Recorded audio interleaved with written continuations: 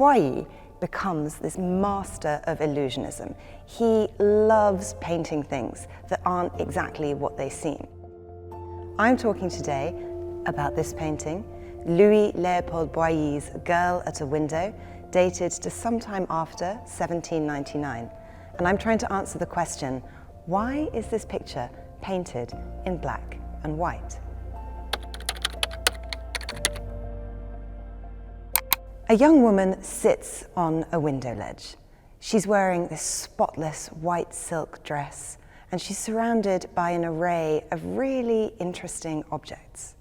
Some of these objects are totally ordinary, like the bird in a cage, or the goldfish swimming in the bowl, or this bunch of carrots pinned up there on the wall next to her.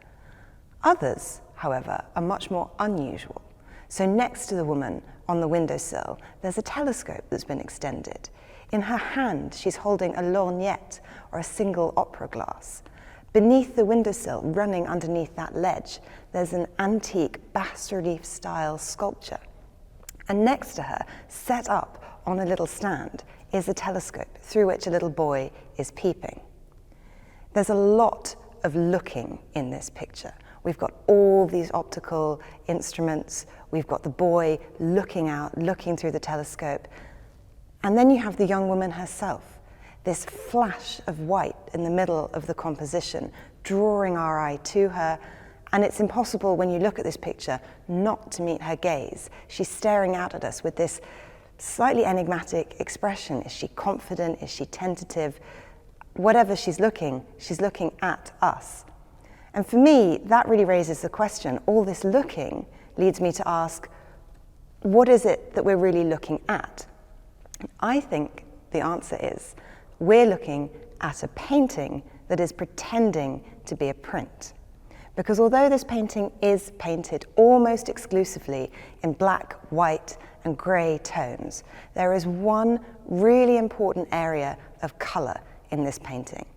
And that is this blue border that we see around the picture, this painted blue border that provides us with a sort of frame within a frame. And that painted blue border, I think, is imitating the kind of blue paper mounts in which prints were displayed at the end of the 18th century.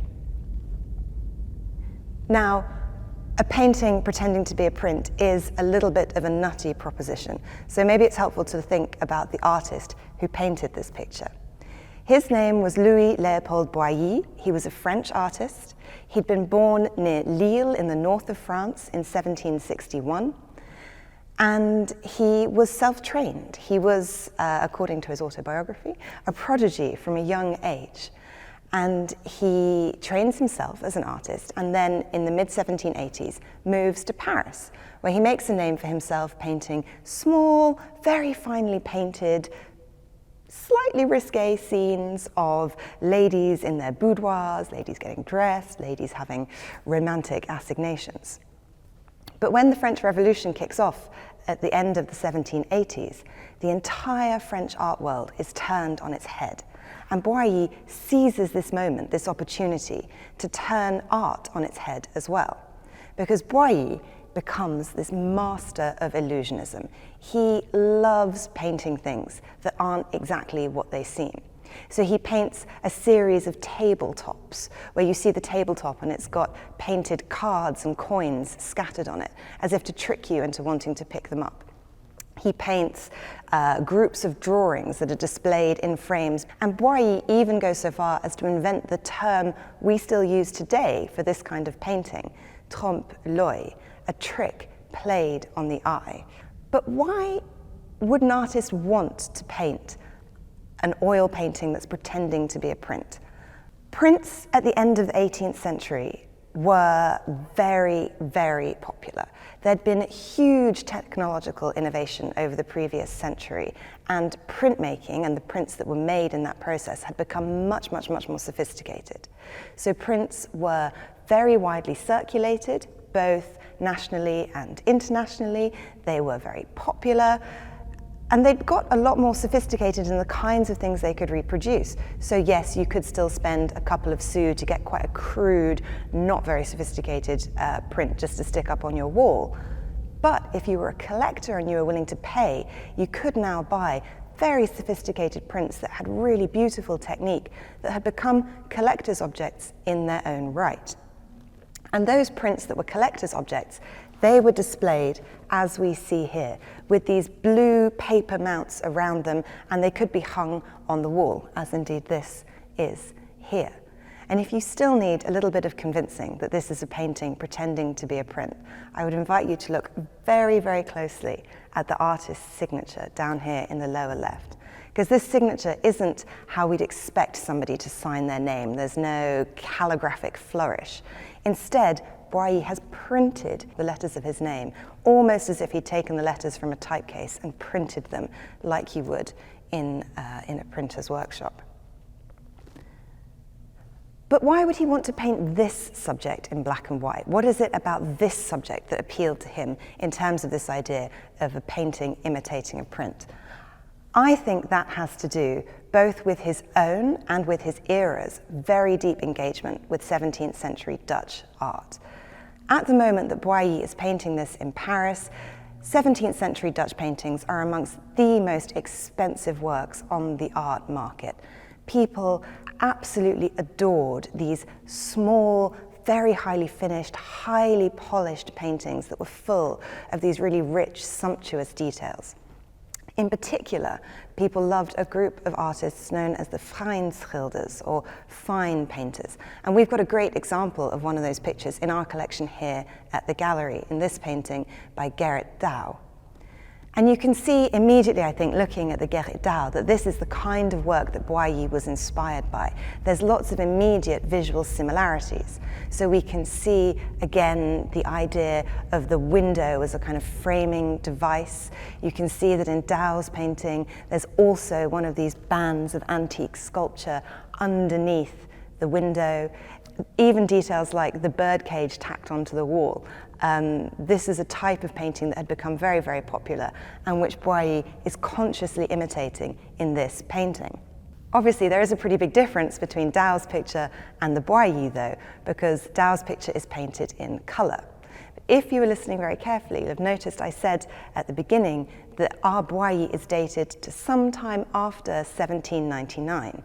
We know that because in 1799, Boilly exhibits a colour version of this painting at the big Salon exhibition. So there is a colour version, now lost, of this painting, after which we imagine he painted this version in black and white.